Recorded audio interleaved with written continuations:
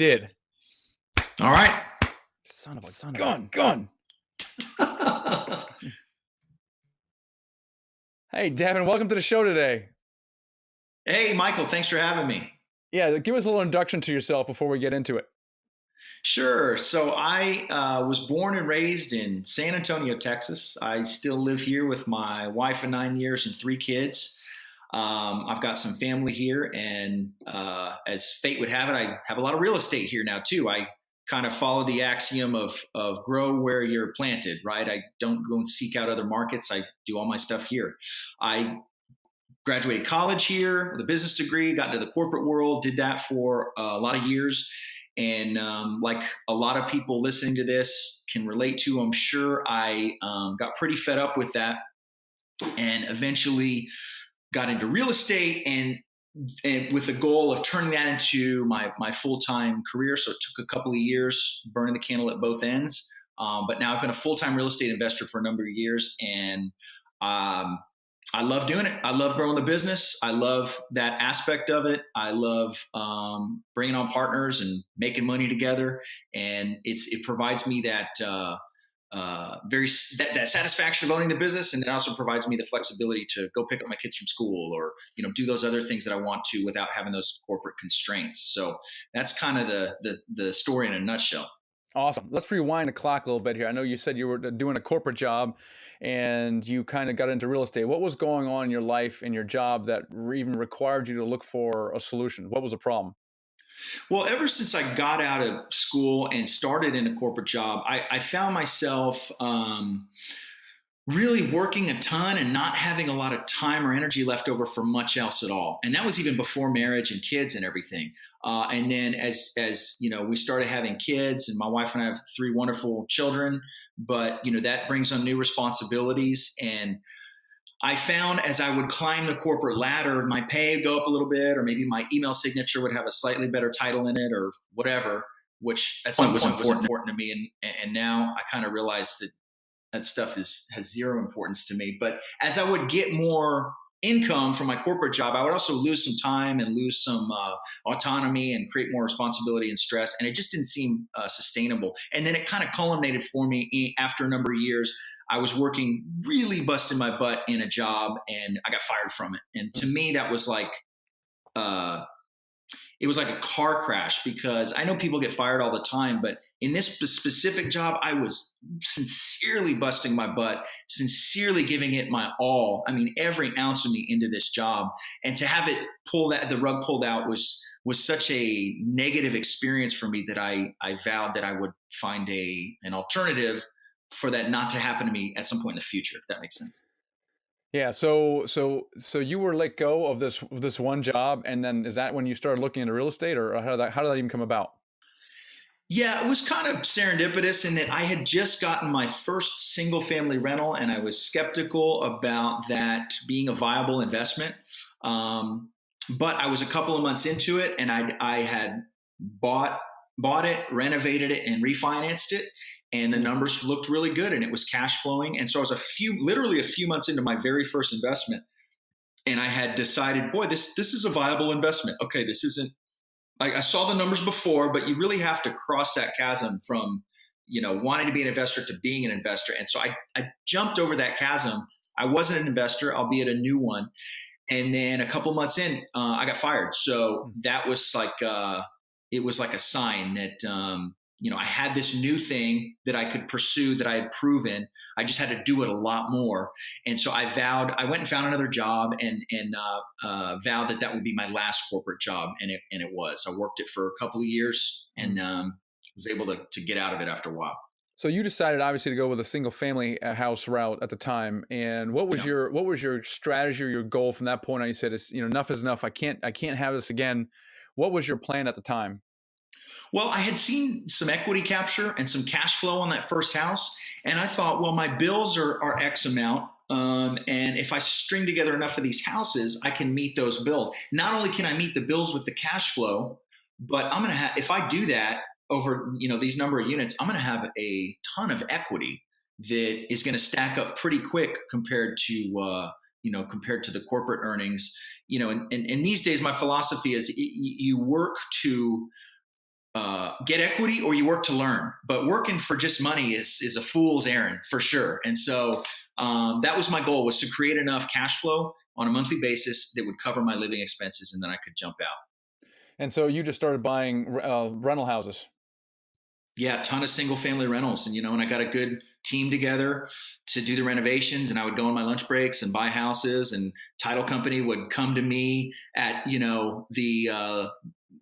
me at my car at work, and we'd sign docs, or meet me at a Starbucks and we'd do a closing, and it was all very incognito. And it was a lot of work doing the single family hustle, but it did the trick, at least to get me out of the job, which is an important first step. So you actually used single family house to get out of the job, but that's awesome. How long did it take you? How many houses did you need for that? I bought bought a lot of houses. It took me a little over 2 years Mm. doing that.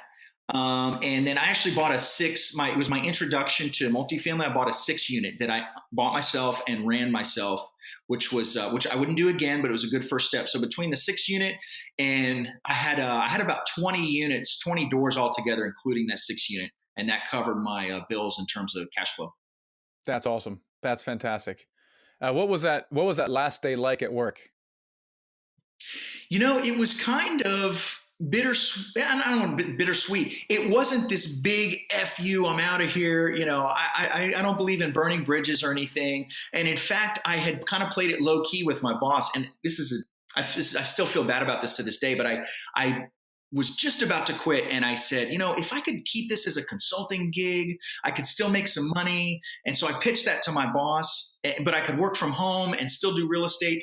And I pitched that to my boss, and he pitched to his boss and his boss. And so 2 weeks later, he goes, "Devin, I got good news. We can keep you on as a consultant, and you can get all your other demands at work from home and all this stuff."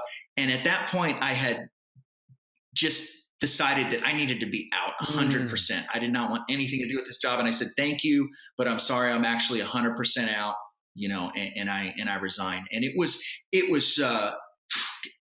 you've seen that movie Shawshank Redemption, where Andy Dufresne crawls through the tunnel and he comes out and he's standing in the rain and there's rain coming down, after that, it felt like that. I mean, it moved me to tears because I've been working on it for over 2 years. And it was not an accident. It was very deliberate. It took a lot of time and energy, and it was incredible. I mean, it was a milestone between, life events for me, between marrying my wife and each of my 3 kids being the top 4 highlights. Leaving that corporate job was the fifth, hands down. Yeah, that's awesome. That's awesome. Now, for some reason, you didn't kind of sit on the beach. You kind of kept going. And you shifted strategy a little bit. Can you talk about that? Well, I'd seen the kind of economies of scale with multifamily. This stuff you talk about a ton on the podcast and that you teach. The single family stuff, it's a great investment. I encourage everybody to have one single family rental if they don't have any real estate. I think it's a great starter investment. But you start to look at the number of utility bills you have and the number of insurance bills, and they're in different parts of town. And I got really good at delegating stuff and creating systems and using software to not really have to manage it much. But for for years, my goal was, I'm going to hit this cash flow amount, and it's going to be awesome, and I'm going to be functionally retired.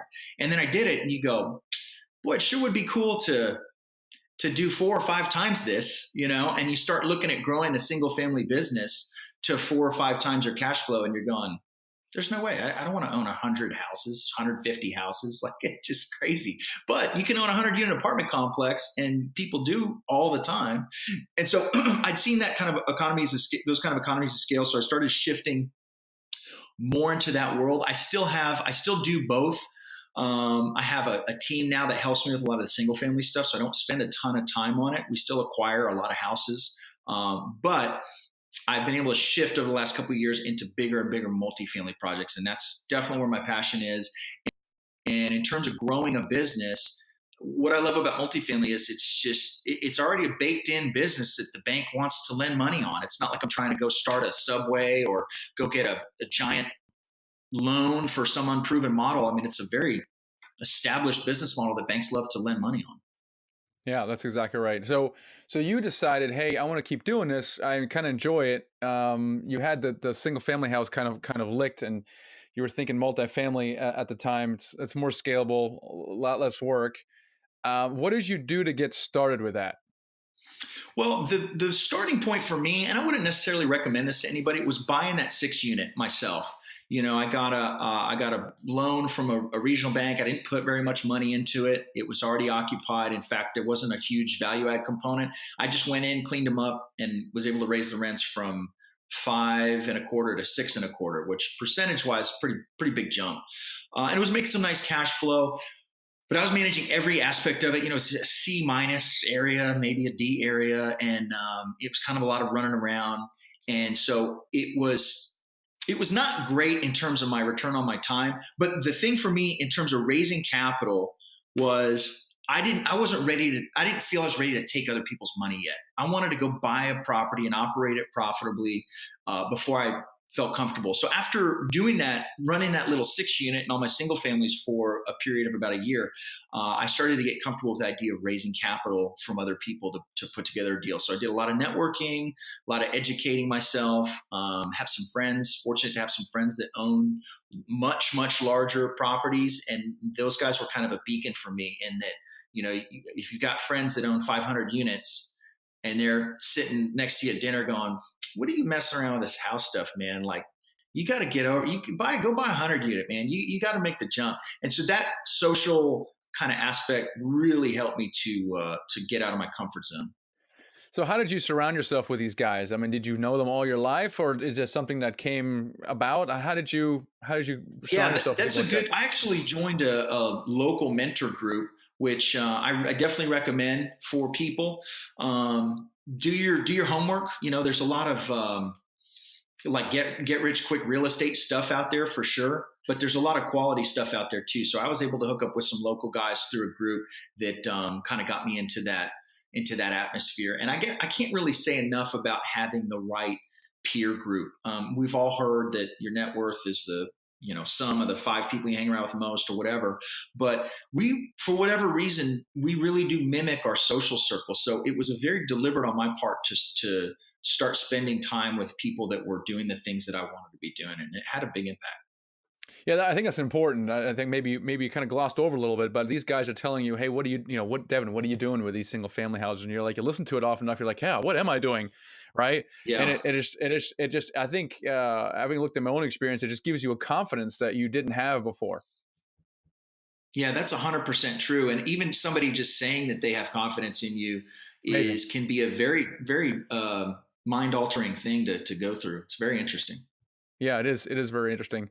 So the raising money part. So you did a 6 unit. You want to get some track record on that, and then you decided to actually raise money and syndicate. So what was your next deal after that first multi-unit? Yeah, so it's a 75-unit deep value add apartment complex. Now I've got quite a bit of experience over the years renovating.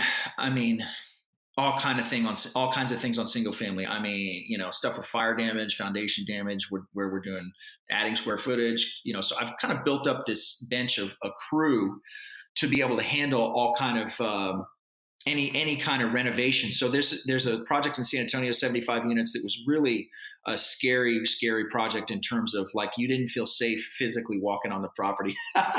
Occupancy was really low. It was, you name it, man. I mean, the kind of characters that were there. So it was really like a complete turnaround project. So it was a $1.2 million renovation budget on 75 units, which is pretty high per door. And I did a capital raise on that one. We got 11 investors together. I put some money of my own in the deal. It's funny, when I sold the 6 unit, I had the proceeds for literally 24 hours before I wired them in for the next deal. So I mean, I didn't get to enjoy that money for a second. It just rolled over to the next project. Perfect. So yeah. So it worked out good. What challenges did you have in raising money when you first started doing that? None. I mean, I think I'd created enough of a network and enough of a track record and talked about it long enough. I mean, I think the key here is this database, and that's a very cold term, but your group of friends and investors that you can communicate with over time and just foster that relationship and face to face is even better. So I kind of had a group of friends that had maybe funded single family deals before, where they made a great return with me, and I got them their money back. And anytime you give somebody their money back on an investment, that's always a huge vote of confidence, and they start to see that it's real and you're the real deal. So I kind of had a group there that that I built up, so that when I was finally ready for that bigger project, that the capital was there, and I had some folks that already believed in me. Now, were you already raising? And then really the strength of the deal. Yeah, yeah. yeah. It sounds that way. Were you raising money for your single family house, or was that the first time you actually asked people for money? Yeah, so I started out with hard money in single family. I did about 10 houses, maybe 8 or 10 houses, I can't remember, before I ran into a guy that was like, well, look, you've done all these houses. You have the wherewithal. You just use my money. It'll be a little bit cheaper and I'll be easier to work with. And so that was like the light bulb going off for me in terms of raising capital. And then I realized that I could raise a lot of money doing that. And then I realized I could raise money to buy pretty much any house that I wanted. And so I'd raise, by that point, really couple $1 million on houses where borrow 150, give it back 4 months later, borrow 175, give it back 6 months later. And I kind of created this thing where I was just using private money for the single family stuff, which I still do today. And then some of those folks, were comfortable with me to kind of move into the multifamily world on a different projection, right? I mean, it's a multi-year hold. The returns are a little bit different, but they've got equity versus on the single family stuff, it's just debt. So it was a little different, but that had kind of built my muscle. And I'll tell you, looking back, it was all just a confidence thing. I mean, it was just a matter of convincing myself that I was capable of raising this money and going out and doing it. So for me personally, I had to kind of do that in incremental steps. And that's just my path. I know others jump right into it. Yeah, it's definitely a confidence thing. I found interesting you said that, hey, I wasn't confident or comfortable in taking someone's money. I need to do the first 6-unit myself. I'm wondering now knowing what you know now, would you act differently then, or would you still recommend that someone does their own deal first before taking someone else's money? I recommend people jump right into 80 plus units and just skip it all. And people that's look at me what I was hoping really? You'd say. I didn't prime you on this, but that's what I was hoping you'd say. Yeah, it's too much. I call it no man's land. Between 5 and 80 units, it's no man's land. You're going to struggle with staff. I mean, let's look at a multifamily deal. If you're budgeting $1,000 a door for staff. Well, if you buy 40 units, you have $40,000 a year for payroll. Man, that's part-time people. It's tough. Over 80 units, you got 80,000 for payroll, give or take. But I would say between like 5 units and 80 units, stick with single family or jump into the big stuff where you can afford management and all that stuff. And people told me that for years. Hey, it gets easier as you scale bigger, and it seems counterintuitive, but yeah, that's what I tell people now is just skip it all. Go to the big stuff where you can afford some decent staff. So it is a confidence thing. 100%. Yep. Yeah. Yeah, I agree. Now, so if you could travel back in time and speak to your youngest self, when would you travel back to, and what would you tell yourself? Well, ideally, I would travel back to my 15-year-old self and say, here's my notebook. Buy everything in San Antonio. It's going to be worth 5 times as much. So if I really had my genie's wish, I would go buy everything I could as a teenager. More practically, I think when I started my investing career, I would have told myself, this multifamily thing is a way to go. Save all your pennies, sell everything you can, hoard your money, get your first deal done. Because once your first deal is done, the second deal isn't far behind. And for sure, the first deal is going to be the hardest. But the people, I mean, you talk about it all the time, the law of the first deal. Once you do it, almost by law, the subsequent deals follow. So I would go back and tell myself when I started investing, look, single family is great return, but if you can put some money together and put a network together to start doing these bigger deals, you're going to grow bigger much faster and with a lot less minutia. So that would be what I could, if I was starting over, that's what I'd do. Yeah, even your little 6-unit deal, right? I mean, that 6-unit deal, as aggravating as it was, set you up, right? I mean, you'd have to go out of your way not to do that second deal, 75 unit, and it's just amazing to me. And you're now, I don't, the 75 unit was not your last deal, or you, what have you been doing since then? Yeah, the last deal is a 192 unit deal in San Antonio. Wow. And that, when I look at those numbers, 6, 75, and 192, I kind of chuckle, right? Because uh, thinking about buying 192 houses, man, I've bought a lot of houses, and I still do. We buy a lot of houses for sure, but it's kind of its little business unit. It's running running and doing its thing. But so that's the latest project. That's definitely more of a stabilized project in a nicer area. There's definitely still a value add component.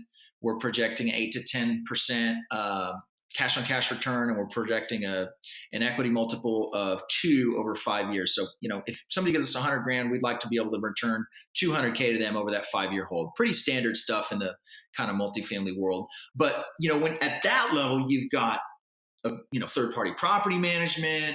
You've got, the contracting crew is separate. You've got definitely bigger project, much bigger capital raise. There's a couple of partners on the general partnership for that project. So just a much bigger deal altogether. And you kind of specialize at that point, and you're not doing a lot of the daily stuff that I was doing, say, on my 6 unit. So think back in a time when you decided, hey, you just got laid off from your job, and you're looking for a solution, and you said, hey, real estate is the way to go. Single family house is the way to go. Now, if you had to do it again, based on what you now know, what would you have done differently? And this is the same advice you're going to give someone sitting in a cubicle right now, going, "Dang, I got to do something with my life. I can't continue doing what I can't continue working 50+ hours a week. I can't continue not spending time with my family and spending time with my kids." And they're thinking, "Oh my gosh, real estate. I think I should be doing real estate." Now, you have done a lot of houses. I've done a lot of houses, and they make great money, but there was something fundamentally wrong with them, right? But you kind of feel at the time like you need to build up track record, experience, maybe make some money, what would you, now knowing what you know now, what would you have done differently? What kind of advice do you have for someone in that situation right now? The biggest, I guess, if I could distill it down to one concept for somebody that's new, is this, and I don't even know the right term for it, but this term or this concept of borrowed credibility. And that's the wrong term, but you don't have to have $5 million cash in the bank. Now, for a multifamily deal, somebody might need to. You might need a signer that's extremely liquid, and they're going to get a piece of the deal. But you don't have to have that. You don't necessarily have to have 15 years of property management experience yourself.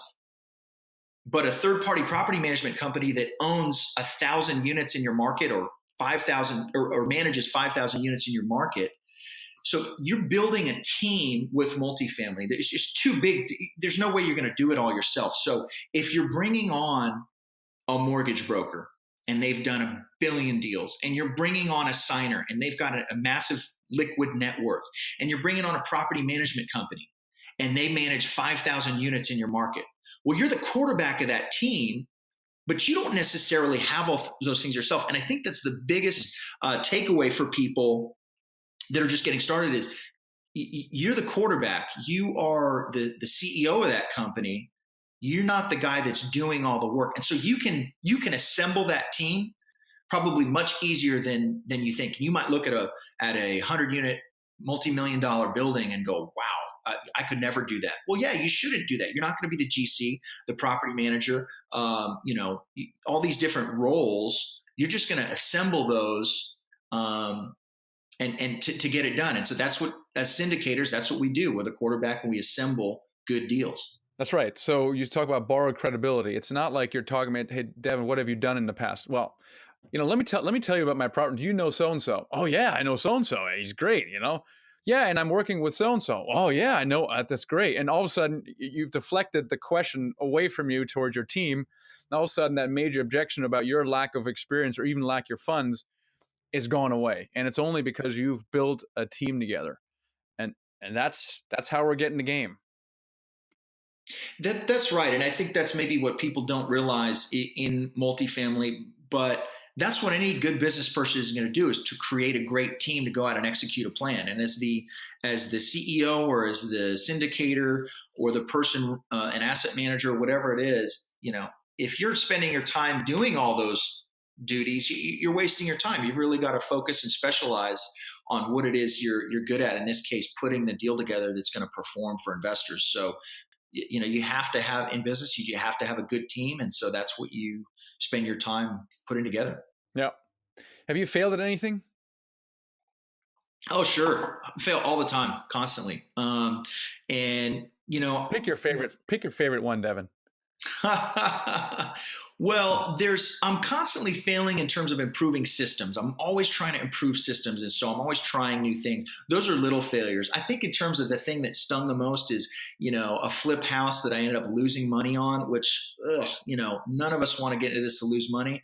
But the thing that I walked away from that with was that I'm not one of those investors that can say I've never lost a penny.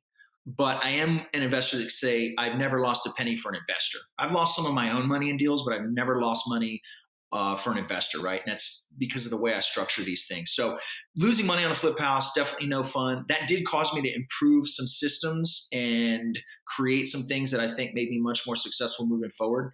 So that's kind of an easy failure to point to. I also wish I would have started out as an entrepreneur sooner, and I was scared for many, many years. And I consider that a failure because if I would have started 10 years earlier as an entrepreneur, I would be much further along than I am now. But look, it's all a journey and I'm enjoying it. But I consider not starting sooner kind of a failure because I just didn't have faith in myself. Yeah. Yeah. And how did you overcome that? Well, part of it was just biting that bullet and deciding that I wasn't getting any younger and I needed to start living the life that I wanted to because, at the time I quit my job, I'm in like my mid 30s and I'm going, man, if I'm lucky, I live to 70 or 80, I'm halfway there. And I don't know when this someday thing is, but I'm living in it right now. This is someday. And so I just pulled the plug on the job.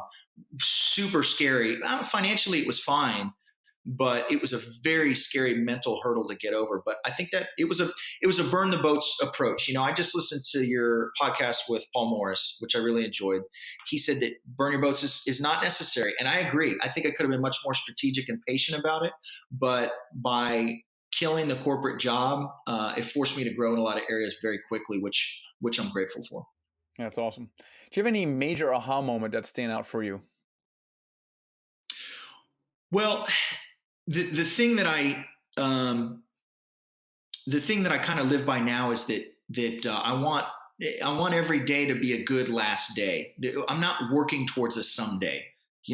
I'm trying and I'm constantly refining, creating a life that I enjoy every day. And sometimes it means working all day. Sometimes it means taking my kids to go do something or take a trip with my kids, or it's definitely a balance of all these things, but I'm not working towards some big payday someday. I'm trying to use real estate to create a life that I love and enjoy every day. And that's I guess my big takeaway. Whereas in the corporate world, it always felt like I was working towards some big future event, which, I feel like is a waste of energy.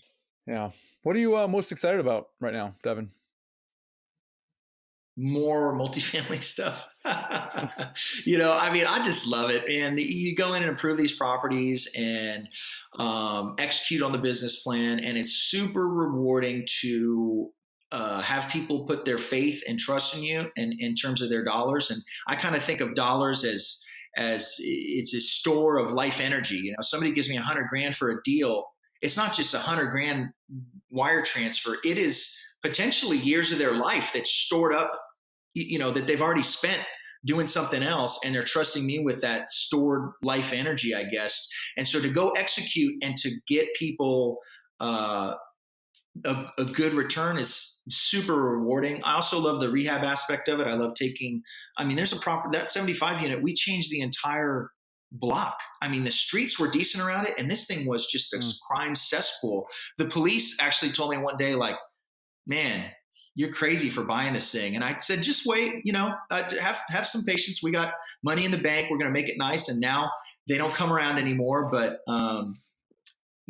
having that impact on the community and at the same time having a great financial impact on my family's life and on my investors, it's it's a beautiful thing. And I never felt like I got that kind of reward out of the corporate world. So that's what I'm most excited about, is growing that business. Yeah, I love it. I love it. So what's the best way for people to connect with you, Devin? Get in contact, probably my company webpage, djetexas.com. So that's Dylan, Jacob, Emily, Texas.com. I've got, good ways to contact me there, some look at some of my projects and things like that. So people can definitely feel free to reach out through that. All right, good. Well, we'll put that in the show notes, which is themichaelblank.com/session85. So you guys can connect with Devin here. Devin, listen, I want to thank you for taking the time and sharing your experience and your lessons learned with us. Awesome. Thanks so much, Michael. I really appreciate it.